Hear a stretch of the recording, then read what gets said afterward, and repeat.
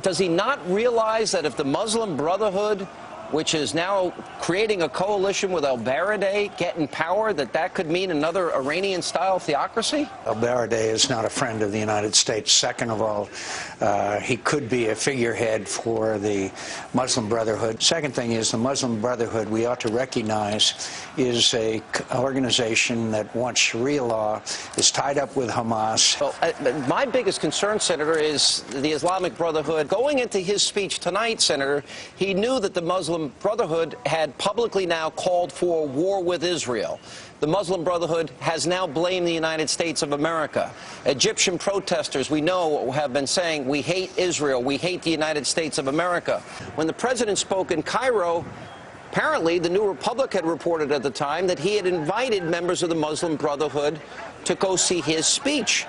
You know, I was thinking about this today. When you look at Tunisia and Lebanon and the Muslim Brotherhood in Egypt and Jordan. Well, you mentioned Hezbollah in Lebanon. We've got Hamas with the Palestinians and their election. You've got the Muslim Brotherhood with ties to both radical organizations. Now their influences in not only fomenting what we've been watching in Egypt, but similarly in Jordan. In an unexpected bit of diplomatic choreography, several members of the Muslim Brotherhood have been invited to attend Barack Obama's speech in Cairo tomorrow. Well, they certainly did not do that. The Brotherhood is an extremist organization that gave birth to some of the world's most dangerous terrorists. Given that the Muslim Brotherhood is now threatening to take over the reins of power in Egypt, is it possible that the administration's invitation bestowed legitimacy on this radical group? From their founding in 1928, and I was watching some other media tonight, they are not focused on the Muslim Brotherhood.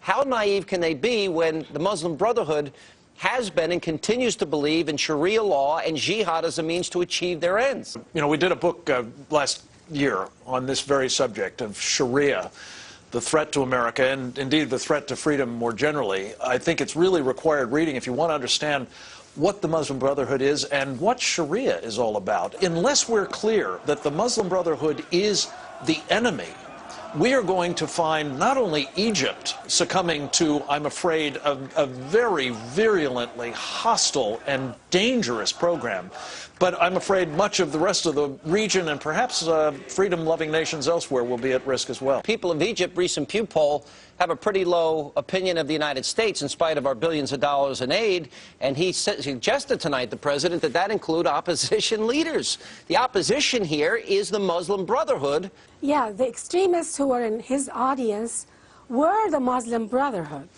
And the Muslim Brotherhood wants Sharia.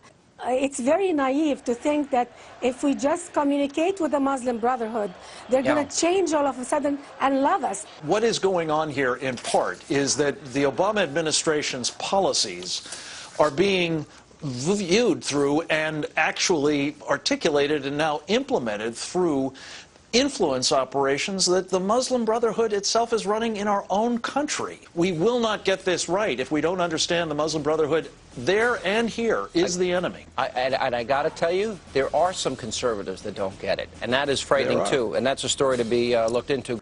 You know, when I keep referring back to the Muslim Brotherhood, and their goal, they are radical Islamists. They are a danger to the Middle East, to Israel, our closest ally, and to us. There is a devil that we do know, and it's called the Muslim Brotherhood. That's what I mean. Why do we accept in the establishment media that this is the people's revolution? This is the voice of the people. I don't think people are saying that. Wait a second. Is it not being orchestrated? Do we know that it's not being orchestrated? Now it is. Do we know that the Muslim Brotherhood is not playing a role? Now we know for sure. Right. The president even suggested tonight that we've got to include opposition leaders.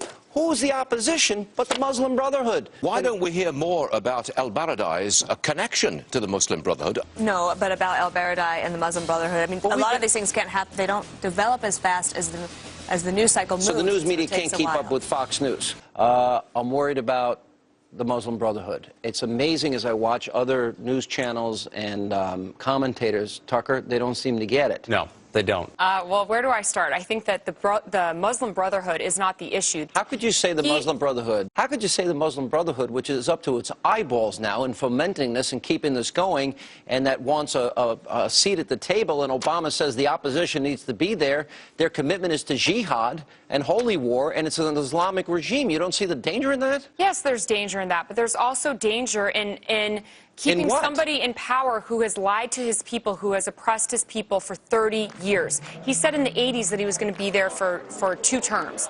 Now he's been there for 30 years. That is the issue. It's not the Muslim Brotherhood. It's these people who have been oppressed. The Muslim Brotherhood gets in there, it will be a worldwide disaster that'll last for decades. And when you couple it with Iran and what's happening in Georgia and Tunisia and Lebanon and every other part of the country. I'm scared. If you allowed, it's possible in a country like Egypt, also in a country like Saudi Arabia, also in a country like Pakistan, if you let the majority of the people decide the form of government, they would wind up with a wacko, anti-Western, anti-democratic, repressive government. The Muslim Brotherhood already said, prepare for war with Israel. Everybody that is watching this program that thinks, all right, well, this is Egypt, this is the Middle East, we know there's instability, I don't know who the Muslim Brotherhood, here's the problem.